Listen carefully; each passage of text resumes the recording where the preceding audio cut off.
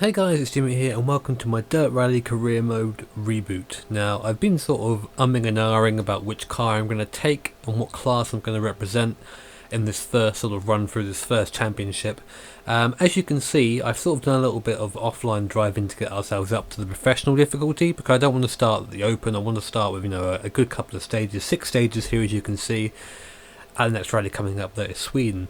Also, before we start, I've got to run through a couple of things. First of all, you're probably going to hear some force feedback in this. I've been cranking my force feedback up as much as I can in as many sims as I can to try and get as much feel as possible without clipping, obviously. This is an example here, so you're probably going to hear some force feedback. You probably can already hear my PC fan in the background because of the way my room is laid out. It's very small in here. Just about fit myself in here with my wheel and my PC, so hopefully you guys can appreciate that. And you might hear some noise from dogs or chickens or some other sort of fantastical, mythical creature that might turn up at some point, but hopefully it won't be too bad. Anyway, let's get on with it. So let's go in. And you're probably wondering where I'm going to be going. Now, I did put a lot of thought into this. I originally was going to pick the Peugeot 306 Maxi because I've been driving it a lot, but after seeing a little bit of feedback, I've decided to go with the Opel Manta in the rear-wheel drive Group B class. I thought about taking the Lancia because, it's the Lancia, but I thought let's just do something a bit different. Let's take a car that's not really driven that much and take the Opel Manta 400, as you can see here. Rear-wheel drive, no upgrades in it at all, so we've got all our engineer perks sort of situated towards the Manta upgrade, so hopefully you will be able to get those pretty soon. And we're starting off, an 8-stage event here at Sweden. So we'll probably do what we did before, break them into two, break it in half just to make sure the videos don't run too long, and sort of go from there. Now, anyone who's new to this series, we drive as realistically as we can here. So I've got the H pattern on, I've got the clutch override on, everything that I can control, I have control on my wheel. I've got the headlights mapped, I've got the wipers mapped, everything is manual, because that's how I like to race, because I'm a stickler for realism. Oh yes I am. So let's go to our setup stream. Let's see what we've got here, shall we? I always bring the gears down on every car. Obviously no advanced setup yet, so we can't really do much there. I'm not too sure about Sweden so far. I've not really driven much here, to be honest. I've driven a couple of cars here, just for funsies, but I've not really got to the point where I'm comfortable anyway. Let's just get going, shall we? Let's just jump straight in. Let's see how we do. So here is Opel Manta in the 1985 Brooks livery, which can be found on the race department forums, and in first gear. And let's get ready for our first stage, and away we go.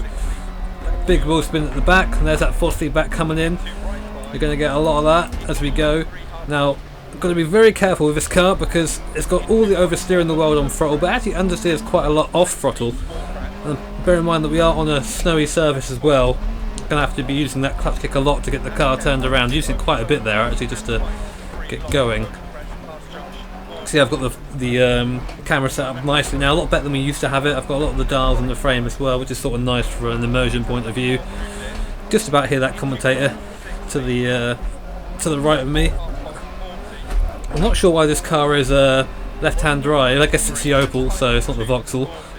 So I guess that makes sense. Which leads me to sort of a question for you guys. I think I got it right anyway. I put the perks down as a German manufacturer. Usually we have it like Vauxhall, which is sort of the British version of Opel. Well, it's British obviously, and I think Opel's German, so I put it down as German manufacturers, just keeping it in third here, just to keep some traction. Oh, this is a very interesting experience. Now, those who haven't driven in Sweden before will know, or for those who haven't driven in Sweden will not know. Start that again. That these snowbanks are pretty lethal. You hit them, they drag you in. You either spin or roll. Just about get round there, just playing with the throttle to turn the car. That's one of the joys of these snow stages, just grabbing the handbrake there very quickly, is that you can really get these things sideways if you want to. Got to be very careful though, because this is actually a really long car, so there's a lot of car behind me. So I've got to make sure that I'm sort of steering it in the right direction and making sure I'm accounting for that big ass back end I've got behind me. Tell you what, this car is definitely a workout as I show you the snowbanks doing their thing. Luckily we get just spat out again. Hopefully we won't lose too much time doing that, but not ideal. Well, the snowbanks are sort of forgiving in terms of damage. You don't really get much damage running through them in real life, obviously. If you were to hit too many snowbanks, your sort of grill at the front would get clogged up with snow, and that would end up with your car overheating, as it happened to so many people in the past. Not something I think they've actually programmed into dirt, but it's a cool idea nonetheless. Also, snow tyres on the car at the moment, they're very thin, studded as well, to sort of provide maximum grip. I don't think I've actually come out of third or fourth gear in this rally so far. Oh, getting it nice and sideways there. There are some very fast places in Sweden, but I'm always very sort of cautious about my speed around here, because especially in this sort of car where it's very sideways a lot of the time, if you start getting up to speed and you start getting a sort of pendulum going on, there's not much you can really do about it apart from have a massive crash, so it's not really worth it. Just heard the hairpin right there. That's pretty much how I do these videos. I don't really hear the notes half the time because I'm talking, but my brain picks out the difficult ones. It goes, "Oh, slow down for that, Jimmy. Oh, you're going to have a big crash," and they're all going to laugh at you.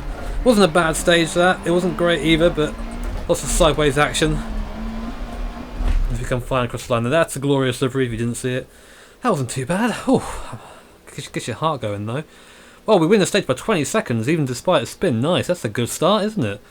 See if we can keep that going throughout. So there are glorious Implementa 400 leading the Lancia in the old Group B. Now, I've been watching a lot of sort of old Group B stuff recently on YouTube. You can find like loads of old rallies. Just go search, the 80, 85, 86, 87, that sort of era. And it was really interesting to see that because the Mantas and the sort of Group B cars, the Quattro, the Turbo 16, they were all sort of competing together in the same championship, and the Mantas really were nowhere near the sort of four-wheel drive. The rear-wheel drive car was really suffering on anything that wasn't tarmac, really. Anyway, away we go. Get it in first gear, see how much the wheel spin like a bitch this time, and go. Failure had. Oh, there it is. Loving that wheel spin. Can't really see that well, can I? No? Alright. I was hoping that I could score out the windscreen with something, but apparently not. There should be a washer button somewhere. I'm not happy with that. Add a washer button, please. Oh, getting a bit fast for my liking. Oh, we were lucky there. See, that's the big temptation around here, just to sort of keep it pinned, and then worry about the snowbanks later on. But unfortunately, like I said, this thing sort of pendulums a bit because of the way the car is. It's heavy at the front with the drive at the rear. End up having some interesting scenarios as we power through. So that's what the Lancia has a bit of an advantage. All the weights are sort of better distributed.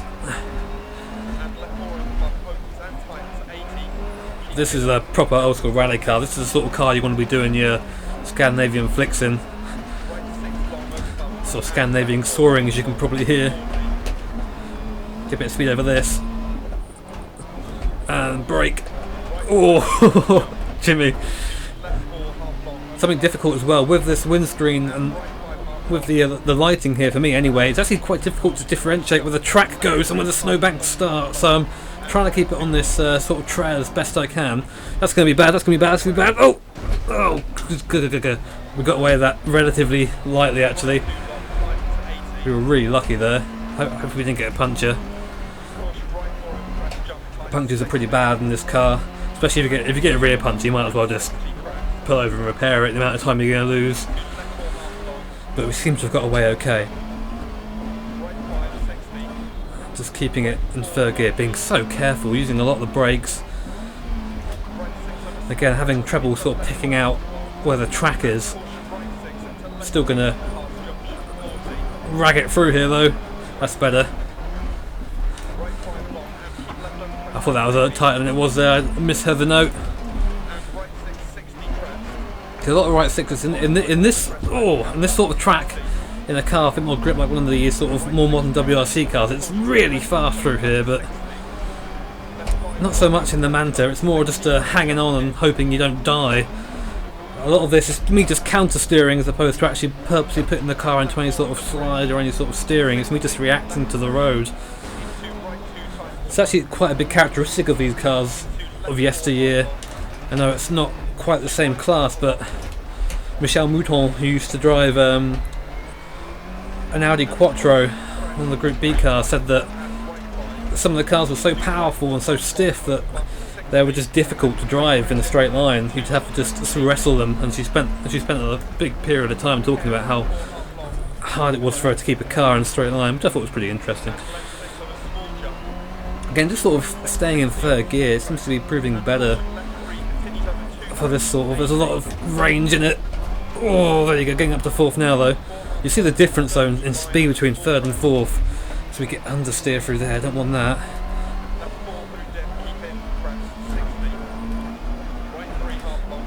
And I can just see that corner coming up, so I had the sort of luxury of slowing down a bit earlier.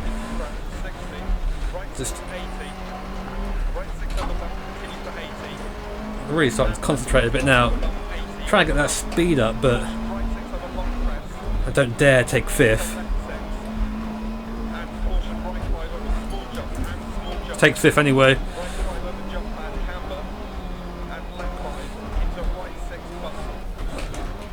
Oh, see all these bumps throwing me. Something else you're going to hear is my wheel fan as well. Hope you guys forgive me for that. You can go so fast through here in any other car. In this car, not quite.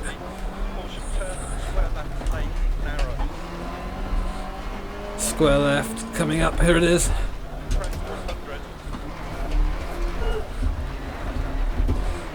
Using the clutch tip, keeping it in second gear, keeping it nice through there. Very good. Hope you're enjoying that wheel noise, ladies and gentlemen. I know I am.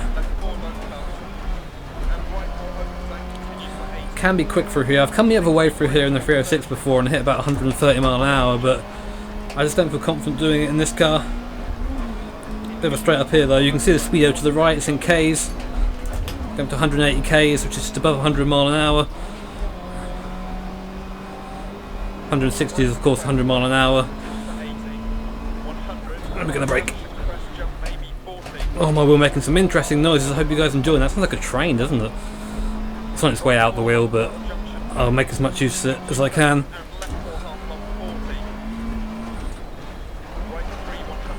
Nice through there. Just trying to trying to utilise the notes as best I can. It is very difficult when I'm talking because I don't hear that much. A lot of it's sort of just reading the stage as it comes. Oh shit! Okay, we're good. Also parents advisory, or whatever. Happen right. Grab first. Just using that throttle just to pull us around the corner. That's the beauty of these rear-wheel drive cars. A lot of the steering is done with your right foot. Especially on these loose conditions. Got about 270 brake horsepower. Driving the rear wheels really is quite a lot.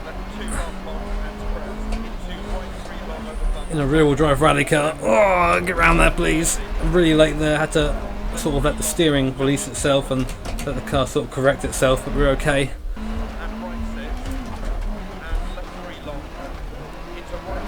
These sort of tighter corners, we're in between gears. Oh, finish, glorious finish, where are you? One big drift around there, and there's the finish. Oh. Get through there in one piece though, which is nice. And 642, what's that going to be like? A 38-second advantage. We're really smashing this AI. This is meant to be professional AI. Obviously, I'm just shit hot on rally in the snow, or well, the AI sort of sucks. Let's see how bad we are. We were 7th in the world apparently, which is all right. Not many people drive the Manta though, from what I know, so we'll go from there. So that's 2 stages done. I'm sitting here recording this in my dressing gown as a sort of an effort to try and keep cool, but it's not really working. We've even got the window open as well, and bear in mind it is December, so it is cold here, but driving this car gets you warm very quickly. Very quickly indeed. So, third stage that I can't pronounce, 7... So this is only 7k this one, it's 5k short than the one we've just done.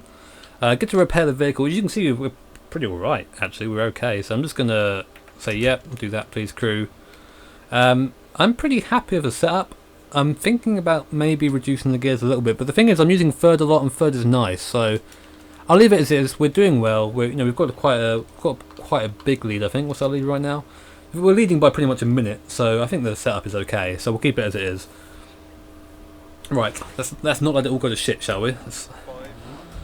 First gear engaged. 2, 1, go.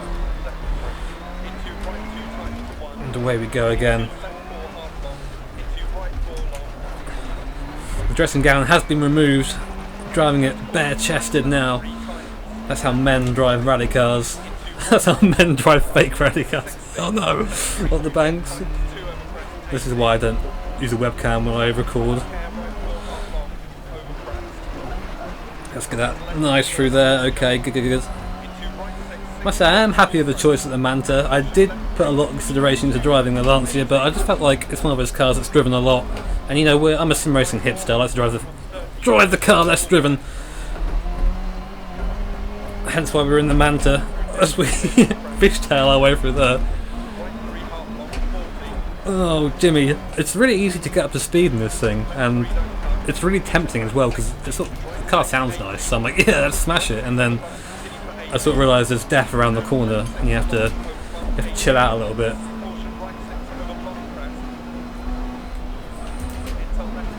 He says as he gets up to 5th gear. Oh, relax, this is going to be a big crash here. It's okay, it's okay, it's okay, it's okay, it's okay, it's okay, it's okay, it's okay. Still okay. Oh god. My erection is so big right now. Please stop. Oh god. Somehow alive. Please turn. I turned in too early there. I have to use 1st gear. And away we go.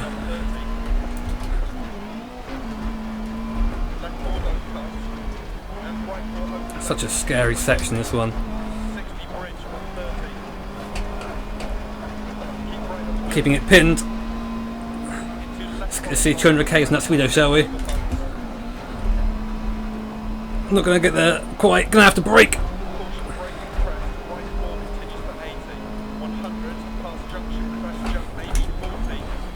Using the crest to brake there, but I didn't quite scrub off enough speed. It's always good to use the hills to brake. You travel speed a lot quicker, obviously gravity being your friend. Oh, getting a bit wide there, still in 4th gear, still determined to stay at this speed. Really gripping the wheel just in an effort to not die. We're just running the last stage we just ran, but we're running it again, a little bit of a shorter variation.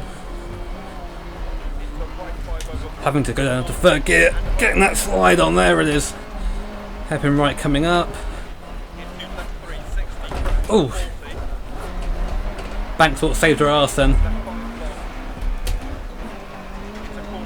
Really letting that back end just flail around. This is when the car's happiest. Just got to keep it in check.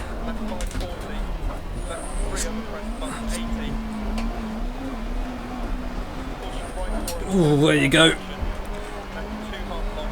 Listen to the notes, goddammit, that's all I can say about this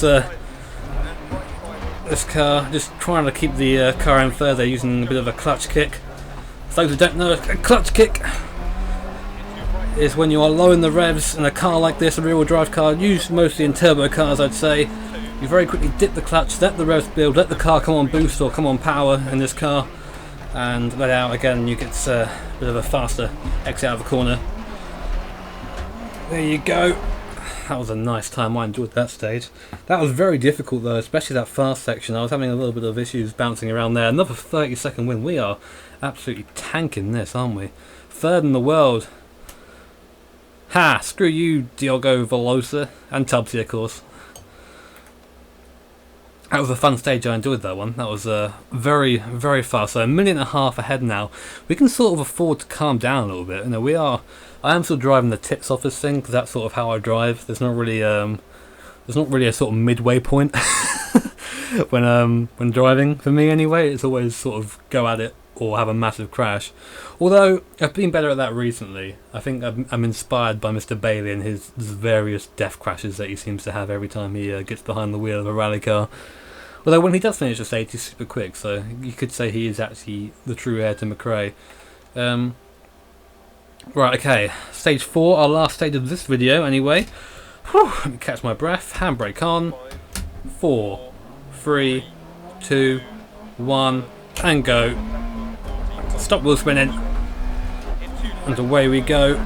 Again, wishing I could just wash that windscreen a little bit. I don't like having all that crap on the windscreen. It's really distracting. Just tap in the clutch there to try and get some rotation of the car, but instead I end up in a snowbank like a boss. Couldn't find second for a second there either. Ooh, it's feeling feisty. Ooh, okay. Need to calm down a little bit. I'm a little bit ragged so far on this stage. A lot of near misses. Very easy to spin this car as well. It's probably important to say that. There is sort of a limit where you don't come back from. So far I've done okay. Oh, there's a corner here. So far I've done okay and sort of keeping it under wraps, but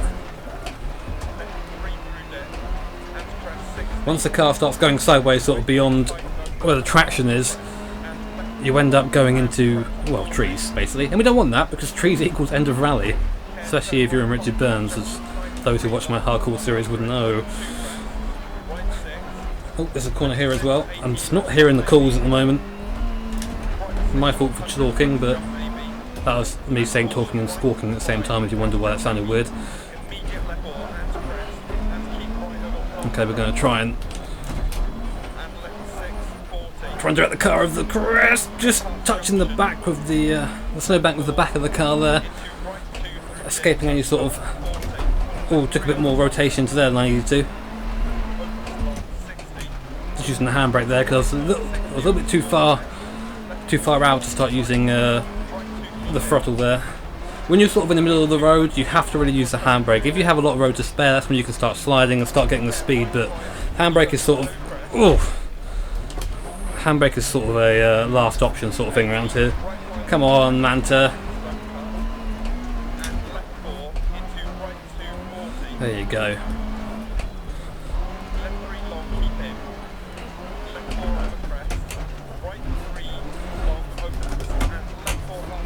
Ooh, having a blast in this car. So this is the non-upgraded version so far, so I'm looking forward to seeing what the upgraded version is like.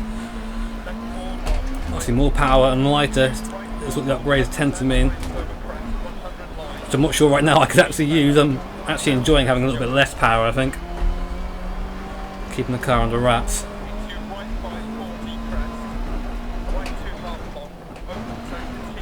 Gonna have to slow it down a bit because I'm not confident of the speed, and also that corner needs to be slowed down for. That's handy. Trying to get the car sort of facing the right way before we get to the corner. There, we didn't get it right. Come on, first, pull me out. First is not really a nice gear to be in this car. It's a full of wheel spin. You don't really get much speed out of it. It's better to stay in second when you can.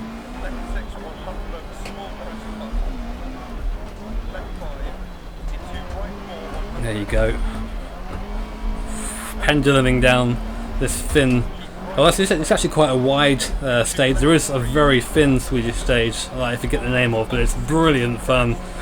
Really gives you a context of speed and just how quickly you're sort of whizzing through these snowbanks. And when it does go wrong, it's always a horrendously massive crash, which is also hilarious. So, oh, he's just clipped a bank. Oh, we've gone round too many times. Reverse. Just twatted it into the bank there. That's not going to be very good. That's frustrating. Oh, right next to the finish as well. That's okay. We'll still be leading, I think. Unless the guy behind some ridiculously good stage. Oh no, I realised we smashed it. We smashed it. Oh yeah, we still won by 20 seconds in that stage, so that is a pretty good stage. So anyway, guys, that is that. That's our first video completed. of our career mode reboot. I really hope you enjoyed it, because I'm really enjoying the Manta so far. So if you are enjoying it, hit that like button, and obviously subscribe for part 2, which I'll be recording now, and it'll be out in probably tomorrow. So cheers for watching, guys. Have an awesome day, and take care.